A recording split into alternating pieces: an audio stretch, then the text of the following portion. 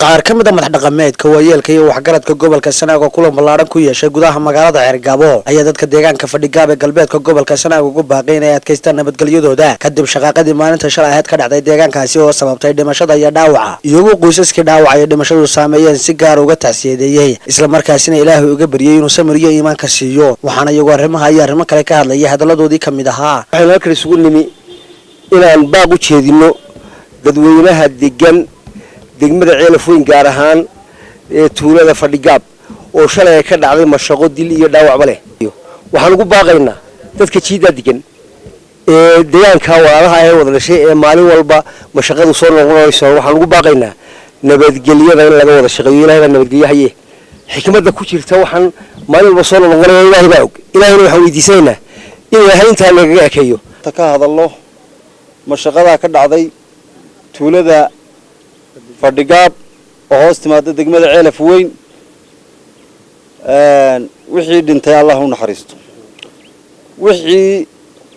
dhaawacana Ilaahay shifo Ilaahay ha siiyo caafimaad arkaas in badan buu nagu soo noqnoqday Ilaahay arrinka inta naga gaabta dhacdada ka dhacday Fadhi Gaab waxaan leenahay wixii dhintay Ilaahay u naxariisto wixii dhaawacayna Ilaahay shaafiyo dadka waxaan leenahay naftiina xidho shidaan ka adkaada dad ay helaatiin oo rixina walaala war waxaanu leenahay shacabka Soomaaliland baa ka naxiseen oo Sanaag baa ka naxiseen waxaanu leenahay Ilaahay ka baqa oo joojiya xabada maalin walba dhacaysa shalay baa tii hore la dhameeyay tan maanta hadda bilaabatay ummaddu waa ka naxday haddaanu nahay odayaasha maanta halka isugu yimi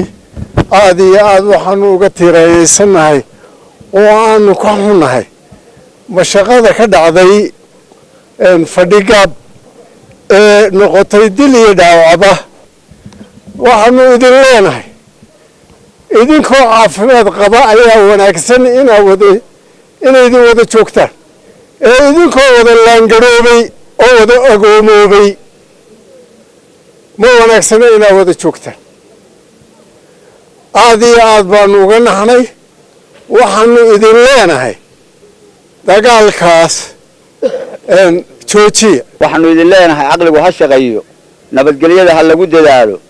halla qabto dadka yani ma aragtay shaydaanka halla iska qabto waxaasoo kale shaydaan baa ka shaqeeyay shaydaanka halla iska qabto sida madax dhaqameedku sheegeen marka hore waa tacsi inaanu diro dadkii mashaqadii shalay dhacday ku dhintay ee ku dhaawacmay inaan tacsi u diro baaq nabadeed oo buuxaanu soo dirayna waxaanu leenahay walaalayaal xabadda hala joojiyo aqligu ha shaqeeyo baaqaas waxaan leenahay dhagaa ilaa u furtaan